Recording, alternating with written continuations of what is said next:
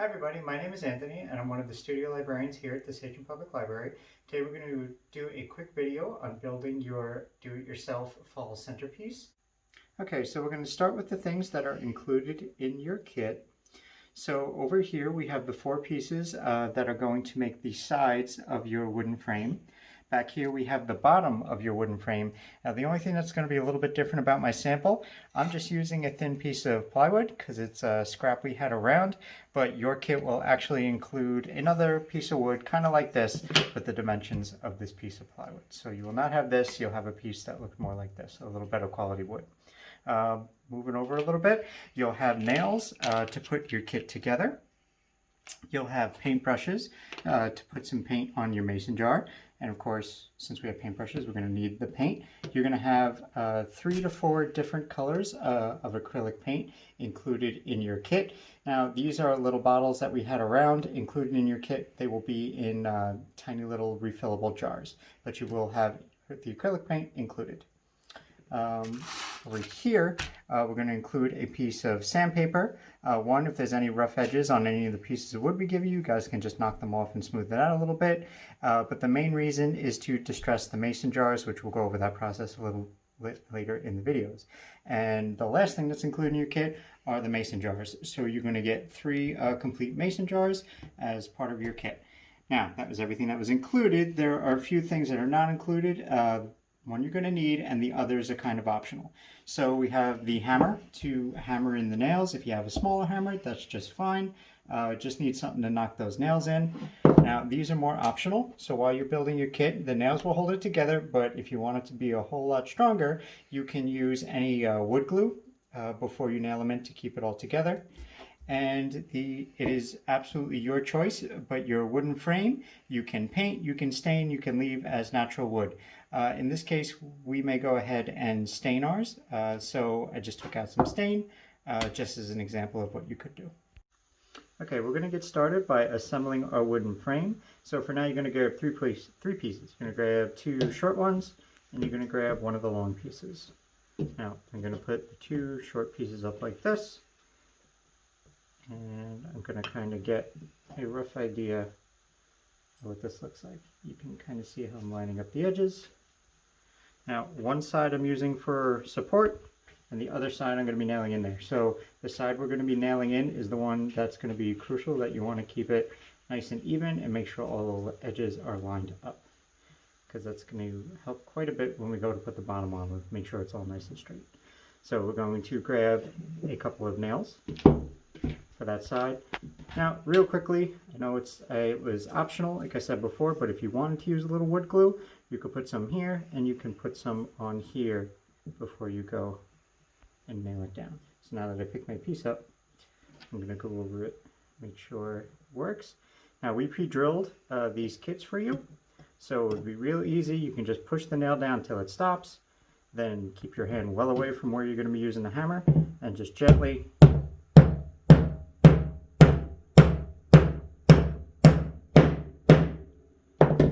down until it stops. Okay, so now I'm going to double check my alignment, make sure me hitting it with the hammer didn't knock anything off. It seems okay. I'm going to put the other nail in there. Sometimes it won't push all the way down right away, but now we're going to hammer the next one.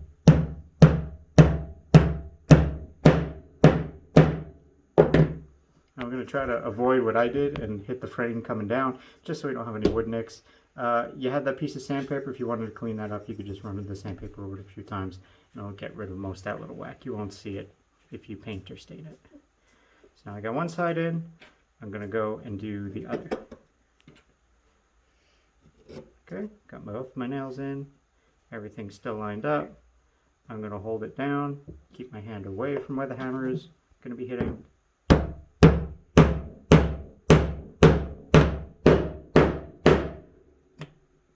Okay, now the last one. Okay, now that's all the ones for this side. Now we're going to flip it over and do the other side. Okay, so now we're going to flip the side we just did over, and we're going to grab the final piece. Now, as you can see, sometimes this may happen. It kind of bowed out a little bit. Now we want to try to make ours as square as possible. So what we're going to do is we're going to focus on one side, and we have them all together. We're going to try and squeeze it together and then nail the other side down. But I'll show you how to do that. I'm going to go step by step, doing the same things we did before. Grab out my nails. And I'm going to put it down.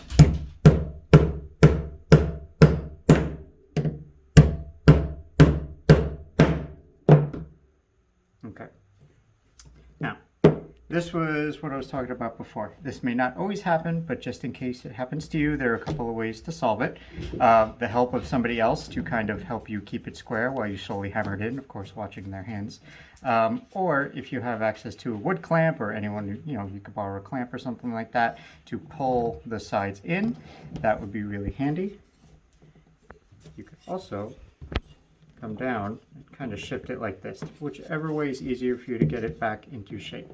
For the purpose of my example, I'm just going to kind of force it over, drop one of my nails in, line it up the best I can at the top, and then hammer it in. Okay, and that brought it mostly back into shape. And if we have any parts that kind of hang out or didn't wind up perfectly square, remember that piece of sandpaper is going to be your friend. You can just knock off the edges and you won't be able to tell. All right, I'm just going to drive the last one in. Okay. Okay, now that we have our completed frame, as far as the sides, we're going to go ahead and add the bottom to it so the mason jars have something to sit in, so when you lift the frame, they don't fall out. So here's our piece of wood that we're going to use. Remember, I'm using a piece of plywood just as an example. You're going to get an actual piece of wood similar to this, but cut to the dimensions of the bottom. Okay, so I'm going to line that up nice and square. Remember, in this case, sandpaper is your friend. If any of the edges hang over or anything like that, just knock it off with the sandpaper. So I'm going to start in the middle right there. I'm going to place it in. Remember, all the holes are going to be pre-drilled for you. I'm going to knock this in.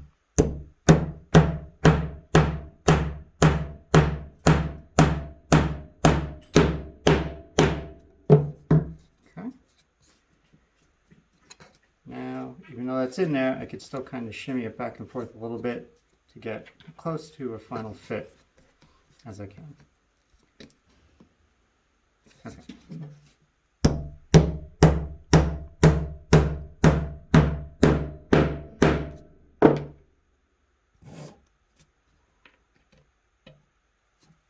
Okay, and now that it's all in place, I'm going to go around and do all the edges.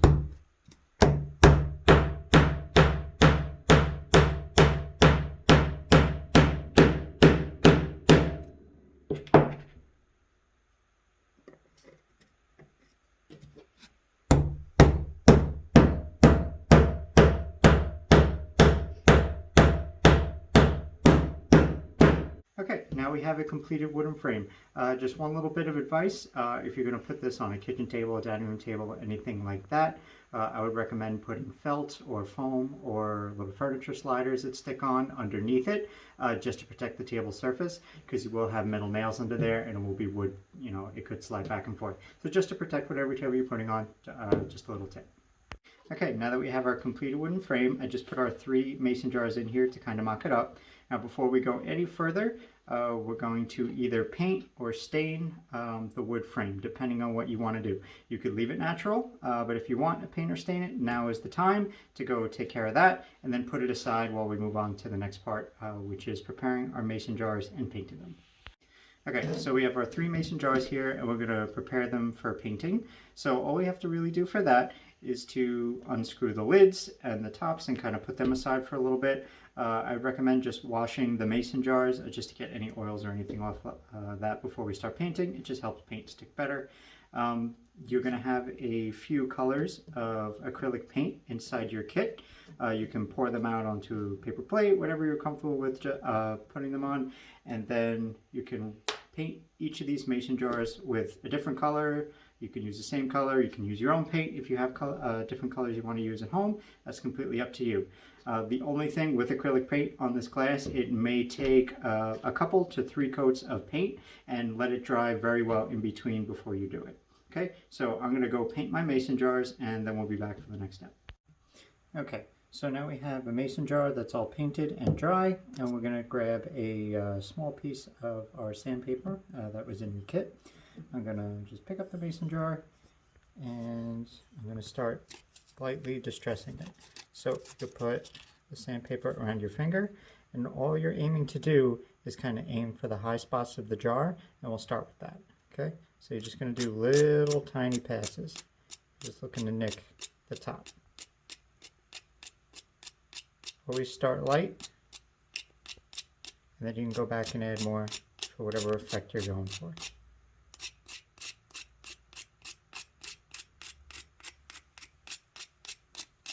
Okay, I'm just trying to focus on the letter and go a little bit at a time.